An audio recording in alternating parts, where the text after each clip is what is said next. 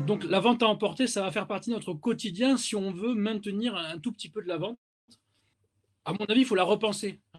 Je ne pense pas du tout que l'avenir soit dans la restauration à domicile, la livraison, le click and collect. Tout ça, ça a été, je pense, extrêmement développé parce que tout simplement, il n'y avait plus de lieux de vie et qu'aujourd'hui, ce qui manque, c'est des lieux de vie.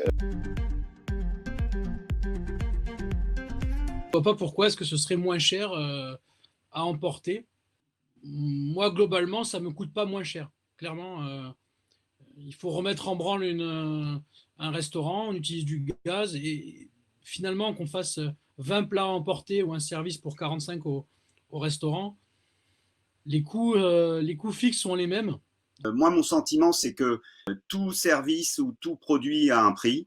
Je pense qu'il faut que le client soit conscient qu'à partir du moment où il bénéficie d'un service supplémentaire, que ce soit le click and collect, la livraison ou la réservation, il faut qu'il paye le prix du service. À la sortie de ça, notre métier, c'est quoi? C'est la convivialité. Après la casse, on va devoir subir la détérioration de l'acte de convivialité à la consommation au restaurant.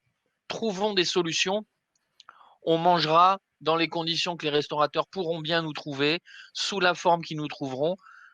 Sauvons-nous. On est vraiment au stade, hurrah, sauvons-nous. Par principe, je ne suis pas pour augmenter le nombre de gestes de protection comme des masques, etc. En salle. Pourquoi alors, si on me les impose, évidemment que je les effectuerai. Le restaurant aujourd'hui est un lieu où l'hygiène est la priorité numéro un. Je pense qu'il y aura peu de place en juin, juillet, août pour les walk-in et les personnes qui vont venir sans réservation. Donc ça, c'est plutôt bon pour Guest Online. Aujourd'hui, la restauration, c'est un des secteurs où si on génère quand même un gros chiffre d'affaires, pour pouvoir y arriver, la proportion en masse salariale est énorme. Il va falloir réellement qu'il y ait des choses qui soient faites pour faciliter l'emploi dans ce métier, pour qu'on puisse donner des conditions plus faciles à notre personnel. Nous, notre art de vivre, c'est le modèle du bien manger. On a envie de bien manger. Et je pense que ce modèle d'art de vivre, il faut qu'on le défende coûte que coûte. Alors, nous, on est en train d'essayer de développer 2-3 notions. La première, c'est en effet la taille humaine. La deuxième, c'est le goût du pays. Ça va de pair. À taille humaine, ça veut dire que, en fait, on remet de la simplicité, on remet de l'humilité, on remet une réelle proximité.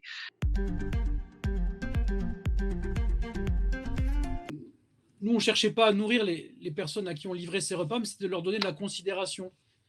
Et j'espère que ce qu'on a pu monter aujourd'hui, cette force-là, qui s'est montée dans une période de crise, on va arriver à le continuer avec cette idée de collaboration entre tous.